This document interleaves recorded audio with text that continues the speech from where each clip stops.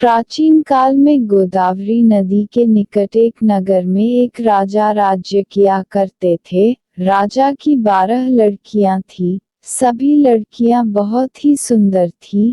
राजा अपनी सभी बेटियों से बहुत प्रेम करते थे। राजा अपनी बेटियों की सुरक्षा का विशेष ख्याल रखते थे। किसी भी राजकुमारी को महल से बाहर जाने की अनुमति नहीं थी। सभी लड़कियां हर समय कड़ी सुरक्षा में रहती थीं।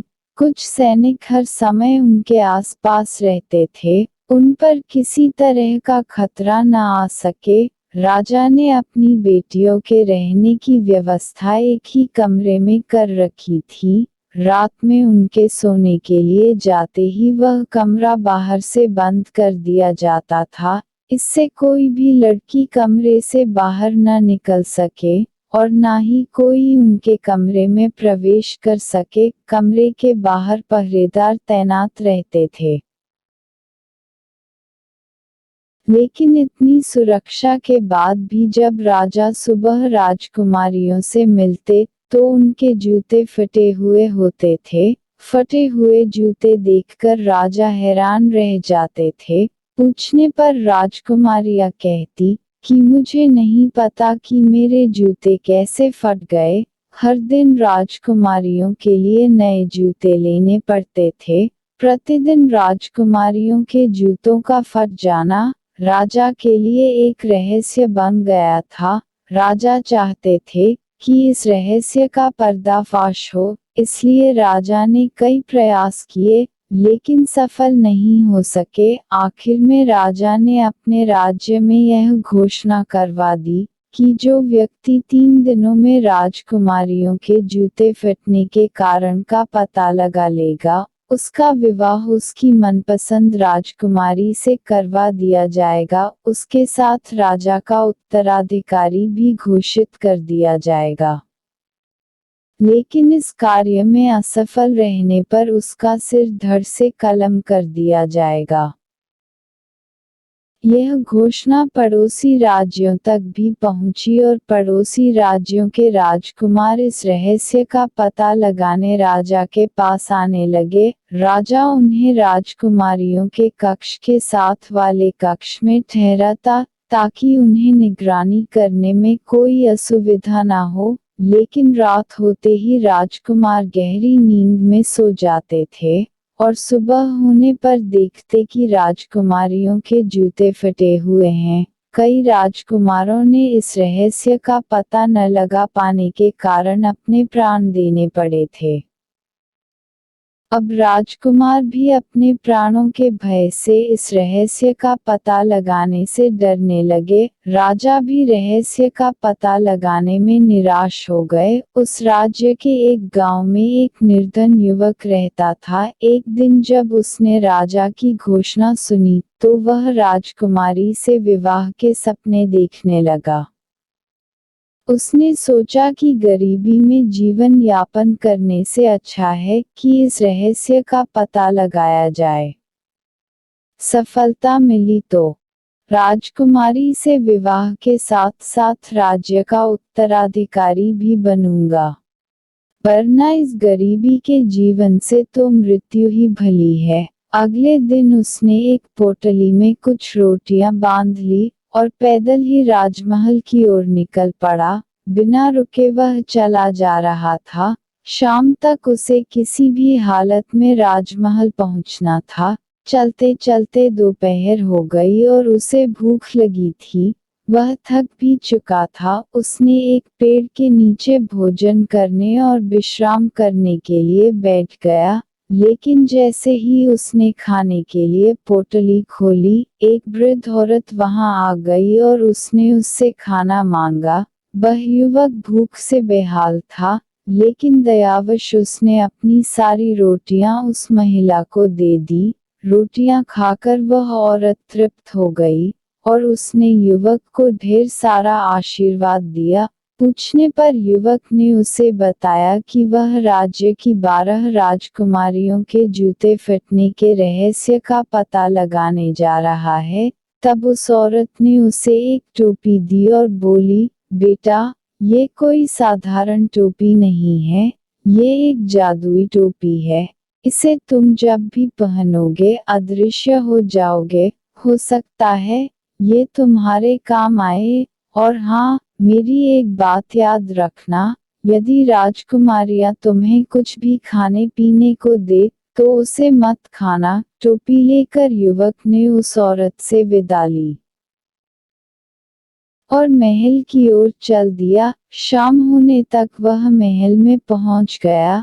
महल के द्वारपाल उसे राजा के पास ले गए। उसने राजा को अपने आने का कारण बताया तो राजा के राजकुमारियों के कमरे के निकट एक कमरे में उसके रहने की व्यवस्था कर दी। रात में युवक अपने कक्ष में बैठा हुआ था कि सबसे बड़ी राजकुमारी शरबत लेकर उसके पास आए और उसे देते हुए बोली, मैं यह शरबत भेंट कर आपका महल में स्वागत करती हूँ। आपने ऐसा शरबत पहले कभी नहीं पिया होगा। राजकुमारी इतनी सुंदर थी।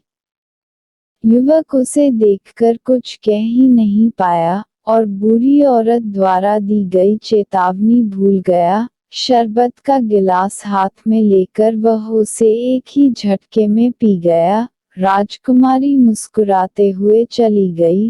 राजकुमारी के जाते ही शरबत ने अपना असर दिखाया और युवक नींद के आगोश में आने लगा। उस शरबत में नींद की दवा मिली हुई थी। रात भर युवक गहरी नींद में सोता रहा।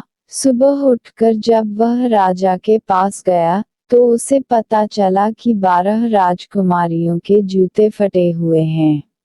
राजा ने उसे बताया कि अब उसके पास मात्र 2 दिन का समय शेष है। इन 2 दिनों में यदि उसने राजकुमारियों के जूते फटने के रहस्य का पता नहीं लगाया तो उसका सिर धड़ से अलग कर दिया जाएगा। युवक को अपनी गलती का एहसास था। उसने निश्चय किया कि वह आज की पूरी रात जागेगा और बूढ़ी औरत की दी हुई जादुई टोपी पहनकर राजकुमारियों के कक्ष में जाकर निगरानी करेगा। रात हुई तो सबसे छोटी राजकुमारी शरबत लेकर युवक के पास आ गई। सारी राजकुमारियों में वह सबसे सुंदर थी। उसने जब शरबत का गिलास आगे बढ़ाया तो युवक फिर बूढ़ी औरत की चेतावनी भूल गया। उस रात भी शरबत पीकर वह गहरी नींद सोया। सुबह उठने पर उसे फिर से अपनी गलती का एहसास हुआ। राजा ने उसे बुलाकर अंतिम चेतावनी दे दी और कहा, इस रात रहस्य का पता न लगा पाने पर वह अगली सुबह अपने प्राण गंवा देगा। अब युवक के सामने करो या मरो की स्थिति थी।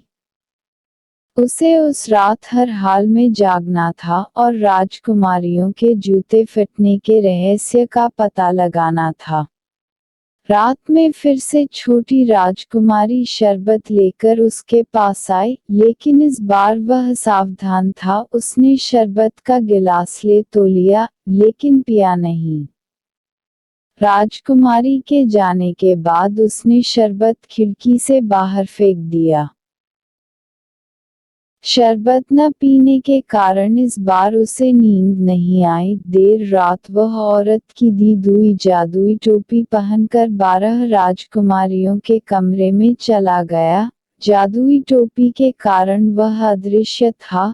कोई उसे देख नहीं पा रहा था, लेकिन वह सब कुछ देख रहा था। उसने देखा कि सभी राजकुमारियां सुंदर वस्त्र और नए जूते पहनकर सज धज कर तैयार हुई। युवक ये देखकर हैरान था। उसे समझ नहीं आ रहा था कि रात के इस पहर राजकुमारियां इतनी सज धज कर तैयार क्यों हैं।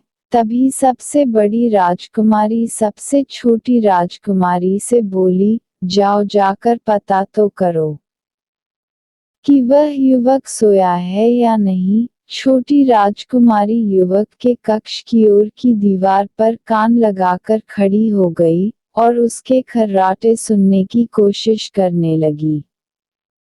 युवक समझ गया कि उसे खर्राटे की आवाज निकालनी होगी, ताकि राजकुमारियां उसकी ओर से निश्चिंत हो जाए। वह अदृश्य अवस्था में दीवार के पास जाकर खर्राटे की आवाज निकालने लगा, जिससे छोटी राजकुमारी को लगा कि वह सो गया है। उसने सारी राजकुमारियों को ये खबर दे दी। फिर सबसे बड़ी राजकुमारी ने 12 बिस्तरों में से एक बिस्तर खिसकाया और 3 बार ताली बजाई। ताली बजाते ही वहां की जमीन एक ओर खिसक गई। वह एक गुप्त मार्ग था। वह गुप्त मार्ग से नीचे की ओर सीढ़ियां बनी हुई थी। सभी राजकुमारियां एक एक कर उस गुप्त मार्ग में बनी सीढ़ियों से नीचे उतरने लगी। युवक भी उनके पीछे पीछे चल दिया। सीढ़ियां खत्म होने पर एक घना जंगल पड़ा। उस जंगल में लगे पेड़ों की डालियां सुनहरी थीं। युवक ने एक सुनहरी डाली तोड़कर अपने पास रख ली। जंगल पार कर राजकुमारियां एक झील के किनारे पहुंची, जहां 12 नावों में 12 राजकुमार उनका इंतजार कर रहे थे। सभी राजकुमारियां एक एक नाव में बैठ गई। युवक सबसे छोटी राजकुमारी की नाव में बैठा। नाव में बैठकर राजकुमारियां नदी पार करने लगी। छोटी राजकुमारी को अपनी नाव कुछ भारी प्रतीत हो रही थी। उसकी नाव में अदृश्य युवक बैठा हुआ था। उसने पास ही एक दूसरी नाव में बैठी अपनी बड़ी बहन को ये बताया, तो वह हंसने लगी और बोली, लगता है आज तुम नींद में हो।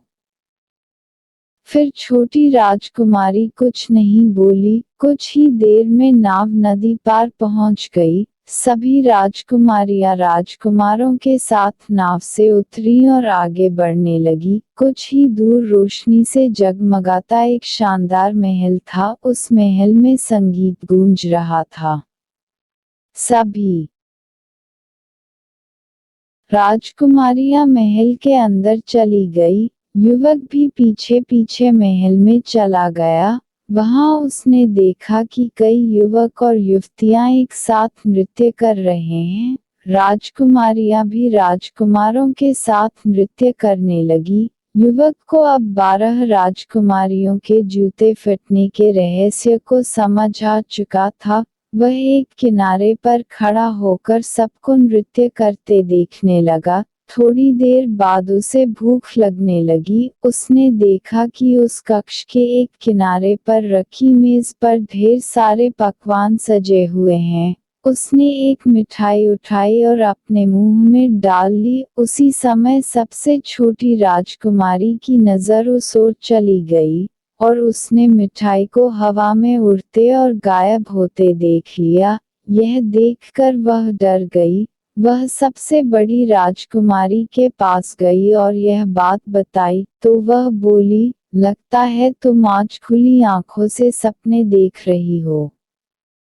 छोटी राजकुमारी क्या कहती वह चुप हो गई। इधर युवक ने वहां रखे बर्तनों में से एक सुनहरा प्याला उठाया और अपने पास रख लिया। राजकुमारियां रात भर नृत्य करती रही।